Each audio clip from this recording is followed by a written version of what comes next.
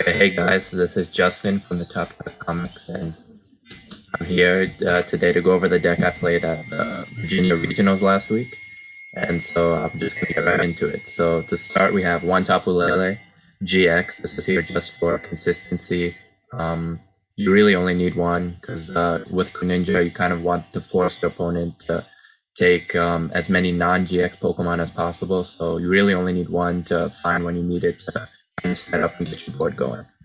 Next, we have 4 Froakie. To be perfectly honest with you guys, I didn't know there was a 70 HP Froakie until during the tournament. But so if I had to go back and play the tournament again, I'd play 3 of the 70 HP and 1 bubble. It's always good to have 1 bubble just in case you need that option. Bubble is a good attack and it's won me a lot of games. And next is 4 Frogadier Water duplicates. That's standard. I probably wouldn't play the other Frogadier because we don't need it. And I want to give myself the most outs to find the water duplicate one. And so next we have 4 Greninja. We play this one and none of the other one because Shadow Stitching is such a good attack and you want to make sure you find it when you need it. And then we have 3 Break. You don't need 4. 3 is enough. Should get the job done. And next we have 1 Staryu and 1 Starmie. This is how you can pack your energies, and this is what you need to use the Greninja Break effectively. So I don't think you need any more than 1/1. 1/1 is enough. You just need to know when to use it and when to bench it, and you should be okay. So now we'll get into the items. So to start, we have 1 Counter Catcher. This was a last-minute inclusion. I had 1 Espeon EX before the tournament, but I didn't think I needed it, so I dropped it for the 1 Counter Catcher. The 1 Counter Catcher was great throughout the whole tournament. You usually go behind when you're playing Greninja, and it's such a good comeback card when you can go Counter Catcher and or Counter Catcher Ace Trainer. It was such a good card, and you can use it more than once with the Ace Spec we play, which is Dowsing Machine, which I'll get into a little later. Next, we have 4 Dive Ball. This is just a consistency card. It's really good in Greninja because all your Pokemon are water besides Tapu Lele, so it helps you find your Pokemon when you need it. Next, we go our Ace Spec, which is 1 Dowsing Machine. I chose this over Computer Search because I like the ability to get back a lot of my tech trainers like Counter Catcher, Enhanced Hammer, Field Blowers, and also my Pokemon Recovery like Rescue Stretcher and Super Rod. I felt like the Computer Search wasn't needed for the extra consistency. I thought it was consistent enough, and I wanted the ability to reuse some of my tools, and I could also reuse supporters, which I did throughout the tournament a lot. Next, we go 2 Enhanced Hammer. Special Energy was really big and expanded with Zoroark and Buzzwole, so having the 2 Enhanced Hammers to remove them is really good. Next, we go to 2 Evo Soda. So I wanted to find a way to find my Greninjas and Frogadiers faster and more consistently, so I thought 2 Evo Soda was the correct number. Next, we go to 2 Field Blower. You really only need these for Garbodor. If Garbodor wasn't a deck, I probably wouldn't play Field Blower, but you need these to give yourself a chance versus Garbodor. Next, we have 1 Rescue Stretcher and 1 Super Rod. I think this is the correct way to play this. Rescue Stretcher is good just to get back 1 Pokemon if you need it in a pinch or shuffle in 3, and Super Rod is just another way to recover energies just in case you don't have Stormy. Next, we have 2 Ultra Ball. This is a way to search your Lele, just in case you need that supporter, as I talked about earlier, and it's another good way to find Greninjas or Froakie or Staryu if you need another basic. Next, we have 3 Brooklet Hill. A lot of people were playing Rough Seas and Silent Lab for the Trev matchup, but I just kind of wanted to make my deck as consistent as possible, so I went with the Brooklet Hill. If I had to go back and do the tournament again, I might play Rough Seas because I played against 3 Trevenant, and without Rough Seas, the Trev matchup is pretty hard. Next, we have our supporters, and I played 1 Ace Trainer. When I was making the deck, I wanted another Shuffle Draw instead of an extra Sycamore, so I went with 1 Ace Trainer. Usually, Ace Trainer is better than N throughout most of the early game. So as long as you can find it in the early game, you get a lot of great value out of it. You can even search through it with an Ultra Ball if you want. So you can get Lele to get the Ace Trainer. And you can reuse it to a Dowsing Machine.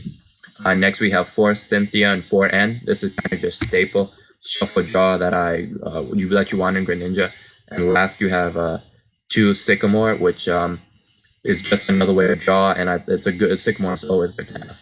And to round out the trainer supporters and items, we have 2 Choice Band. This is just a damage modifier, and it wasn't super helpful, but it was just a good way to get extra damage and close out games. And to finish out, we have our energies, which is 4 Splash and 6 Water. This is the correct count, I feel. It's just because Greninja, usually you get 1 shot in it expanded, because expanded is a lot of 1-shot decks, so having the 4 Splash is always good, so you can reuse your Greninjas throughout the game. and I never felt like I needed more than 6 water with Starmie and Super Red, so I think this is the correct amount. So this is it for the list, guys. Now I don't remember every round, so I'm just gonna kind of give you a breakdown of the decks I played against. So I played against 3 Buzzwole. I went 2-1 versus it. I think that matchup is pretty close. It comes down to how aggressive they pressure you at end. So in this matchup, you want to try to avoid B-string as much as possible. So I tried to set up 2 GXs to knock out at the same time with my Greninja breaks to make sure that I could play around B-string, and so I didn't activate that, because if they get a couple B-strings off, it's really hard to come back from that. You can usually deal with 2 Buzzwole. A 3rd Buzzwole is usually hard. So that's the strategy I usually went for, is to try to knock out 2 GX Pokemon to put myself down to 4 prizes, so that I didn't activate B-string and Baby Buzzwole. Baby Buzzwole is also another annoying card to deal with. If you go down to 4 prizes, a Baby Buzzwole can knock out a Greninja break. I got Jet Punched with just a strong energy. So you want to try to avoid going to the 3 and 4 prizes as much as possible. And what else did I play? I played against 3 Trevenant day 1.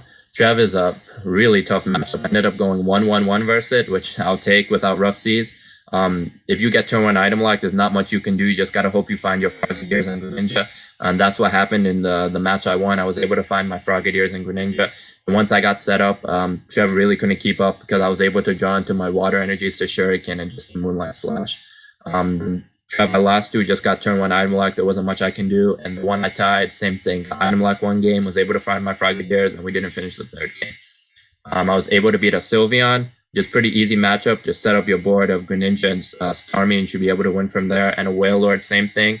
In this matchup, you only want to get out 2 Greninjas and the Starmie as your board, because Wailord usually has nothing that can take prizes. So you only need the 2 Greninja and the Starmie to make sure you can infinitely get your energies back.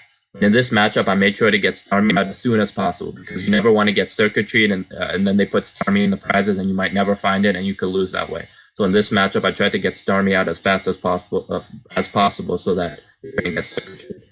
And for my last round, day 1, I played against a Zoroark Magnezone, in fact. And that matchup is pretty good. The whole deck runs on abilities, so I was able to get the Greninjas going and just get the Shadow Stitch lock going, and was able to lock them out of the game. So that's it for my day 1, guys. So I was getting to day 2, which didn't go so well. But so day 2, I started off by playing against a Buzzwole with Tina promo. Game 1 was a little rough. He got a fast start, and I couldn't keep up with the early pressure, and the Tino promo was really annoying to play around, and I ended up losing game 1. Game 2 was much closer. He didn't play Max Flicker in his Buzzwole, so it was a little bit... He didn't get that great of a start game 2, and he wasn't able to set up multiple Buzzwole. So game 2, he got to the point where he had 2 energy Buzzwole and a 2 energy Landorus setup, and I was able to counter capture his Tina promo and end him low, and just was able to knock out the Tina promo. He was able to knock out the Greninja, and then I knocked out his Buzzwole, end him to 1 with a Lele with Choice Band. And if he missed the energy, I had the win next turn with a Greninja break, knock out his Landorus, and then knock out something else. But he was able to find the energy, and I lost that one. Round 2, I played against a really tough matchup. It was a Toad with Tina promo and Rock Guard. So basically, every time I attacked his Toad, I take 60. I couldn't use abilities, and I'm getting item locked. And, those 2 games did not go well. And the next round, I played against a Trev. I just got turn 1 item lock. Game 1, I lost. Game 2, I won. And then game 3, got turn 1 item lock again. It's not much I could have done there. And then so I started at 0-3, which is not really good, but there's not much I could have done in most of those games.